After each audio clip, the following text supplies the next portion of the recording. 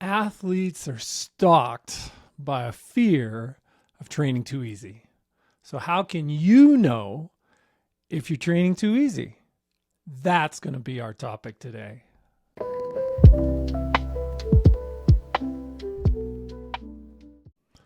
Let's bring back that health chart, the pyramid with the colors.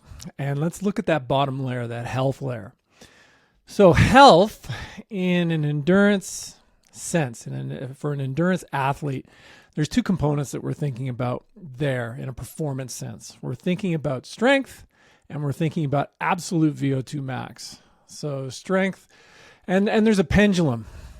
You're going to find that you swing back and forth between endurance and strength. It's really difficult to peak both of those at the same time. And that's why we tend to periodize our years and our focus with different seasons where we're focusing on things. So the first thing we need to consider for you is, are you strong? Just simply, are you relatively strong compared to your age-matched peers and your performance-matched peers? That's going to give us a bit of an indication on your ability to generate force, generate power. Another question that we need to consider, how big's your engine? What's your VO2 max in an absolute sense? Not per kilo, an absolute sense. And this chart is going to give us a couple, the XY axis is going to give us a couple ways to kind of look at this and a bit of quadrant analysis. So big engine versus small engine. You're going to have a feel for that. I would also say, think about it as well. Really strong, not so strong. Then I would look at your first break point. Where is that first break point occurring? And you're really going to have to test if you want to answer this question appropriately. A little bit of lactate testing. And it's a very simple test that I've outlined in other things.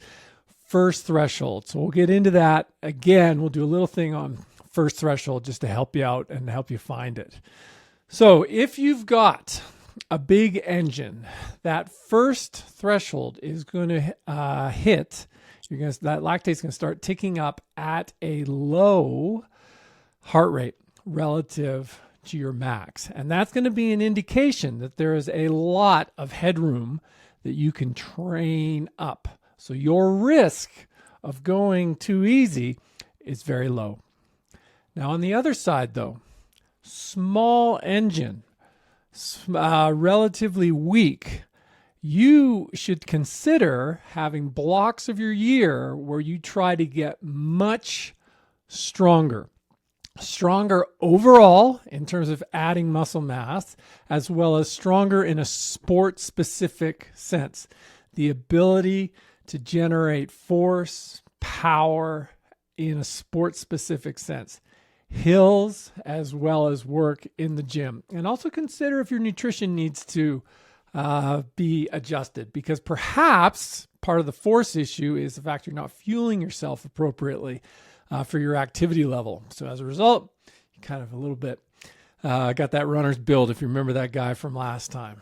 So the chances of you training too easy are actually pretty low, but where it makes sense for you to train harder or to train more will depend on where you are in this quadrant analysis.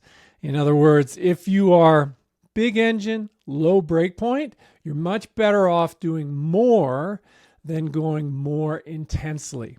If you are a smaller engine athlete, your training harder or stronger should be focused on building the size of the engine, not necessarily pushing up the threshold, because what you want to do is develop your long-term submaximal power, because that's going to be what you're drawing on for your events.